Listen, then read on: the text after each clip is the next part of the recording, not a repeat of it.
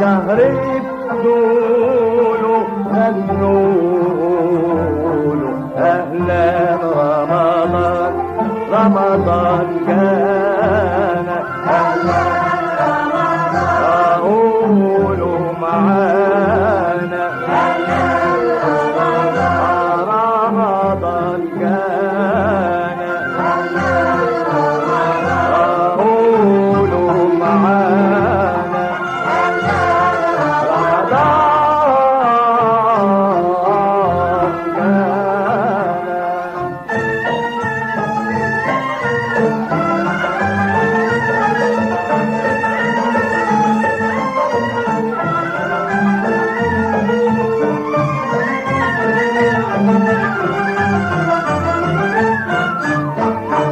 بتغيب علينا وتهون.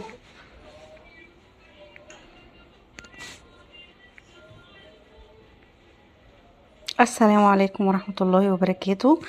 اللهم صل وسلم وبارك على سيدنا محمد وعلى آله وصحبه أجمعين. كل سنة وحضراتكم طيبين، ربنا يبلغكم ويبلغنا رمضان يا رب.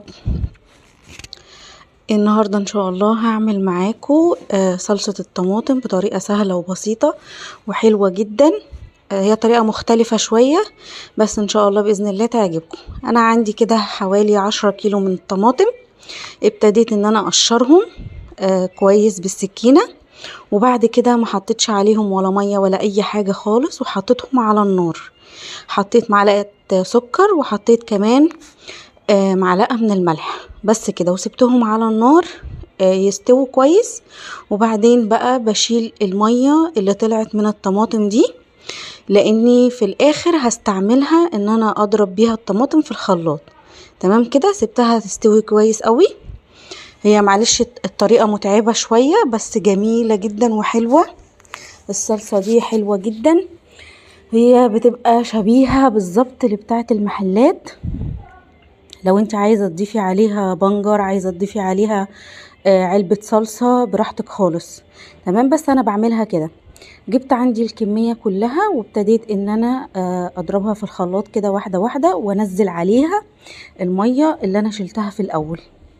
تمام، بعد ما ضربتها كلها ابتديت بقى ان انا احطها في طبق كبير عشان احطها في الاكياس.